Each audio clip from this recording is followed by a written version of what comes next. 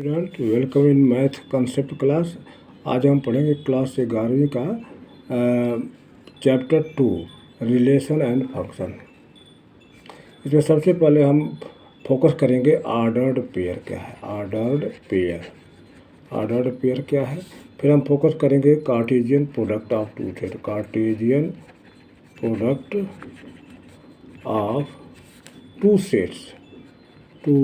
Sets non empty set. फिर हम पढ़ेंगे रिलेशन क्या है। रिलेशन क्या होता है। तो सबसे पहले ऑर्डर्ड पेयर पढ़ने के लिए हम दो सेट लेते हैं। सेट ए और एक सेट बी लेते हैं। सेट ए में हम लेते हैं, मान लो आपके पास दो पैंट और शर्ट के कपड़े हैं। सेट ए में हम लेते हैं P1 P2, ये दो किसी बच्चे के पास पैंट के कपड़े हैं।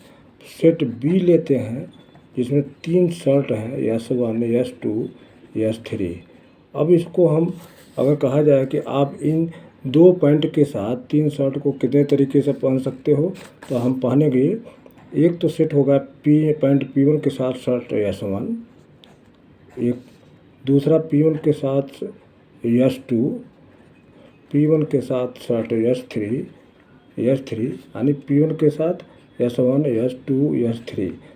एक तो सिलेक्शन ये है। दूसरा सिलेक्शन क्या है, P2 के साथ S1 पैंट P2 के साथ S1 पहन सकते हैं, P2 के साथ S2 सेलेक्ट कर सकते हैं, P2 के साथ S3। यानी हम इतने ये ऑर्डर्ड पेयर कहलाए जाएंगे पैंट और शर्ट के।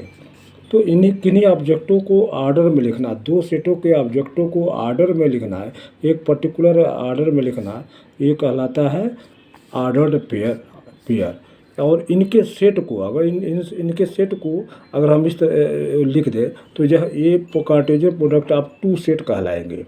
इसको लिखेंगे A क्रॉस B, और इन सेटों को हम ब्रैकेट में रख दें सेट डिज़ाइन में, या सभी ऑर्डर्ड पेयर को P1 S1 P1 S2 P1 S3 काम है बीच में, P1 S3 P2 S1 ये सेट है P2 S3 और S2 और P2 S3, ये 6 set.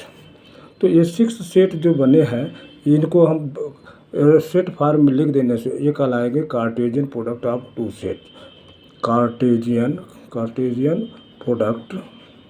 Product of two sets A और बी, ये दोनों नॉन एम्प्टी सेट हैं। तो इस तरह से कार्टेशियन, अगर एक एम्प्टी रहेगा तो नील आ जाएगा। तो Cartesian product of two set, इस तरह से 6 ऑर्डर्ड पेयर इसमें आए, तो ये कहलाएंगे ऑर्डर्ड पेयर। और set of ordered pair is called Cartesian product of set. तो इस तरह से हम कंसेप्ट समझेंगे Cartesian product of two set क्या है और ऑर्डर्ड पेयर क्या है। तो ऑर्डर्ड पेयर क्या है, ये ऑर्डर्ड पेयर है। ऑर्डर्ड पेयर किसी पर्टिकुलर ऑर्डर में रखा हुआ, दो सेटों के ऑब्जेक्टों को पर्टिकुलर ऑर्डर में रखा गया है। यानी कोई बच्चा इस तरह से पहले P1 के साथ S1 सेलेक्ट कर सकता है, P1 पैंट P1 के साथ S2 शर्ट पहन सकता है, P1 के साथ S3। तो इसी तरह से पैंट P2, यानी 6 तरह से वो सेलेक्ट कर सकता है। तो इस तरह से ये ऑर्डर्ड पेयर 6 बनेंगे और इनके सेटों को हम कहेंगे Cartesian product of two sets. तो इस तरह से हमारा कंसेप्ट बनता है Cartesian product of two sets. तो दूसरा एग्जाम्पल एक लेते हैं। अब मैथमेटिकल भाषा में आए, A equal to 1 2 B equal to 1 1 4 5। अभी इनके कार्टेशियन प्रोडक्ट कितने बनेंगे, एक तो इनकी संख्या देंगे। कार्टेशियन नंबर ऑफ एलिमेंट कितने होंगे इसमें, जैसे ऊपर नंबर ऑफ एलिमेंट आए हैं 6 आए हैं, 2 क्योंकि एक में 2 एलिमेंट था, दूसरे में 3 था, 2 3 जे 6, इसमें भी 2 3 जे, इनके इंटू हो जाते हैं। यानी number of A into number of B ये उतना ही होंगे। नंबर ऑफ एलिमेंट कितने, A क्रॉस B, इनके दोनों के इंटू के बराबर इनके एलिमेंट हो गए सेटों में। तो इनके कितने सेट बनेंगे, 1 का 1 के साथ, 1 का 4, 1 के साथ 5। हम इसके 6 सेट बनाएंगे और लिखेंगे Cartesian product A cross B equal to 1 1 पहला ऑर्डर पेयर, दूसरा 1 1 4 दूसरा ऑर्डर पेयर, 1 5 तीसरा ऑर्डर पेयर, और ऐसे ही 2 के साथ 1, 2 के साथ 4, 2 के साथ 5। इस तरह से 6 ऑर्डर पेयर बने। अब इन ऑर्डर्ड पेयरों से हम रिलेशन ढूंढेंगे। ये ऑर्डर्ड पेयर के को हम अगर गौर से देखें तो क्या 1 1 के साथ कोई रिलेशन, 1 4 के साथ कोई रिलेशन, 1 5 के साथ रिलेशन, यानी रिलेशन को यहाँ से डिफाइन करने की कोशिश करेंगे। रिलेशन क्या है? Relation is described by first term and second term of the two set. Ordered pair के फर्स्ट और सेकंड टर्मों के बीच का रिलेशन से डिफाइन होता है रिलेशन। तो हम इसको गौर से देखें तो 1 4 1 1 और यहाँ पर 2 4 में कोई रिलेशन है। यहाँ देखते हैं कि 1 का स्क्वायर 1, 2 का स्क्वायर 4, जबकि इनमें नहीं है। तो हम कहेंगे कि यहाँ एक रिलेशन हमें मिला है आर। ये क्या है? R is a relation. किस तरह का रिलेशन है? मैथमेटिकल रिलेशन, स्क्वायर का रिलेशन है, स्क्वायर का रिलेशन है। तो इस तरह से हम हमारा स्क्वायर का रिलेशन आ जाता है।